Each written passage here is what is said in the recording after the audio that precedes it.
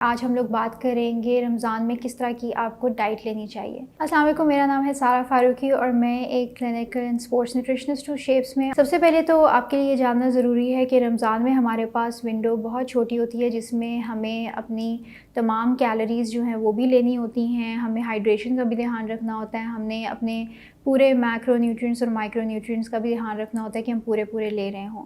लेकिन यूजुअली रमज़ान में आप देखिएगा कि सबसे ज़्यादा डाइट हमारी ख़राब ही रमज़ान के अंदर होती है। तो ऐसा क्यों होता है, किस तरह से इससे बचा जा सकता है, आज हम इस बारे में थोड़ा-सा बात करेंगे।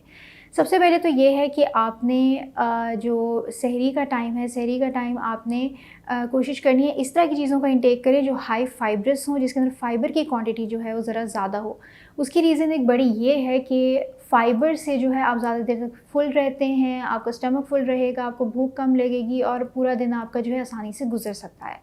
दूसरी साइड पे आपने अपनी हाइड्रेशन का ध्यान रखना है। पानी का इस्तेमाल ज़रूर करें सहरी के टाइम भी, लेकिन बहुत ज़्यादा कंज़म्पशन ना करें। जैसे कई दफ़ा हम लोग खाने-पीने के फ़ौरन बाद हम लोग पानी तब तक पीते रहते हैं जब तक अज़ान नहीं हो जाती, और उसकी वजह से ये होता है कि स्टमक हमारा बहुत ज़्यादा फुल हो जाता है और जो खाना है वो प्रॉपर्ली डाइजेस्ट भी नहीं होता। वो भी जो है हेल्थ के लिए बहुत ज़्यादा नुकसानदेह हो सकता है। तो कोशिश करें कि जो हाइड्रेशन वाला पीरियड है ये आपका इफ्तारी से सहरी तक का होना चाहिए, यानी कि आप बीच-बीच में पानी का इंटेक थोड़ा बहुत करते रहें, ताकि साथ-साथ आपकी जो पानी की रिक्वायरमेंट है वो पूरी होती रहे। सेकंड इम्पॉर्टेंट चीज़ ये है कि जैसे मैंने बताया कि फ़ाइबर बहुत ज़्यादा इम्पॉर्टेंट है। आपने अपनी डाइट के अंदर प्रोटीन्स का भी उतना ही अच्छा इंटेक रखना है। सहरी के टाइम भी आप जो है प्रोटीन्स इस तरह से इंक्लूड कर सकते हैं, जैसे आप चिकन इस्तेमाल कर सकते हैं, अगर तो कोई लेफ़्ट ओवर सालन पड़ा हुआ है तो वो भी आप यूज़ कर सकते हैं। और उसके साथ अगर आप रोटी खाना चाहते हैं तो आप रोटी खाएँ, लेकिन कोशिश करें कि रोटी आपकी हाई फ़ाइब्रस हो, यानी मल्टीग्रेन हो, या फिर आपकी होल व्हीट रोटी हो, या फिर अगर आप रोटी नहीं यूज़ करना चाहते हैं, ब्रेड यूज़ करना चाहते हैं तो मल्टीग्रेन ब्रेड यूज़ कर सकते हैं या ब्राउन ब्रेड का इस्तेमाल कर सकते हैं। कई लोग जो है दलिए का भी इस्तेमाल करते हैं, जो बहुत अच्छी चीज़ है। उसमें भी फ़ाइबर कंटेंट जो है वो ज़रा ज़्यादा होता है। जौ या जई का जो है दलिया आप बना सकते हैं, उसके साथ आप कोई फ्रूट ऐड कर लें, किसी भी तरह का फ्रूट जो भी आपको पसंद है वो आप उसके साथ ऐड कर सकते हैं। और साथ में जो है अगर आप थोड़े से नट्स का इस्तेमाल करना चाहते हैं तो वो भी आप साथ में ऐड ऑन कर सकते हैं। तो ये आपका सहरी का टाइम हो जाएगा। सहरी के बाद फिर जब इफ्तारी का टाइम आता है, इफ्तारी में सबसे ज़्यादा जो है गलतियाँ ही हम इफ्तारी में करते हैं। इफ्तारी को हम इस तरह से लेके चलते हैं कि हम उसी टाइम पे ही बहुत ज़्यादा कंज़म्पशन शुरू कर देते हैं और बहुत ज़्यादा हम लोग खाना शुरू कर देते हैं। अब इफ्तारी के टाइम जब आप ओवर कंज़म्पशन करेंगे, ज़्यादा खाएँगे, ऑब्वियसली कई लोगों को एसिडिटी का इश्यू शुरू हो जाता है, स्टमक पेन है, लोग ब्लोटेड फ़ील करते हैं, और खाने के बाद तो कई लोगों से उठा भी नहीं जा रहा होता। और ख़ास तौर पे इफ्तारी के बाद आप लोग जो चाय की कंज़म्पशन शुरू कर देते हैं कि फ़ौरन बाद भी चाय की तलब हो रही है तो चाय पीने पीने लग जाते हैं, तो उसका भी बहुत ज़्यादा नुकसान है। जो भी चीज़ आपने खाई हुई है, अगर आपने उसके बाद चाय पी ली है तो चाय से ये होगा कि भई जो भी आपने खाया है वो प्रॉपर्ली डाइजेस्ट नहीं होगा, इनडाइजेशन होगी और फिर स्टमक में पेन शुरू होगी, एसिडिटी का इश्यू होगा। तो उससे बचने के लिए ज़रूरी है कि अगर आपने इफ्तारी के बाद चाय पीनी भी है तो एटलीस्ट 2 घंटे के ब्रेक के बाद जो है आप चाय अपनी पी सकते हैं। इफ्तारी की जहाँ तक बात है, इफ्तारी के अंदर कोशिश करें कि आपने जो स्टार्ट करना है आप खजूर से स्टार्ट करें। सुन्नत भी है, आप खजूर से स्टार्ट कर सकते हैं। साथ में अगर आपने पानी पीना है, पानी का 1 गिलास पी लें। जूसेस बहुत ज़्यादा कंज़्यूम ना करें, प्रोसेस्ड जूसेस ख़ास तौर पे ज़्यादा कंज़्यूम ना करें। फ्रेश जूसेस आप यूज़ कर सकते हैं, 1 गिलास काफ़ी है, लेकिन प्रोसेस्ड जूसेस का इस्तेमाल ना करें। ये प्रोसेस्ड जो हम लोग दूसरी चीज़ें भी यूज़ करते हैं, शरबत वगैरह यूज़ करते हैं, वो भी नहीं इस्तेमाल करना चाहिए, वो भी हेल्थ के लिए बहुत ज़्यादा नुकसानदेह हो सकता है।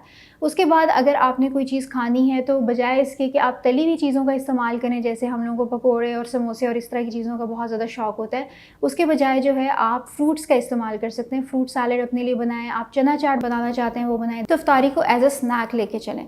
जब आप थोड़ा सा कंज़्यूम कर लेंगे उसके बाद आप अपनी नमाज़ के लिए जा सकते हैं, और फिर ब्रेक के बाद आप फिर अगर प्रॉपर खाना चाहते हैं तो प्रॉपर डिनर कर सकते हैं। डिनर में अगर आपका दिल करे तो आप रोटी या सालन का इस्तेमाल कर लें, अगर वो नहीं खाना चाहते तो राइस बने हुए तो राइस का भी आप इस्तेमाल कर सकते हैं।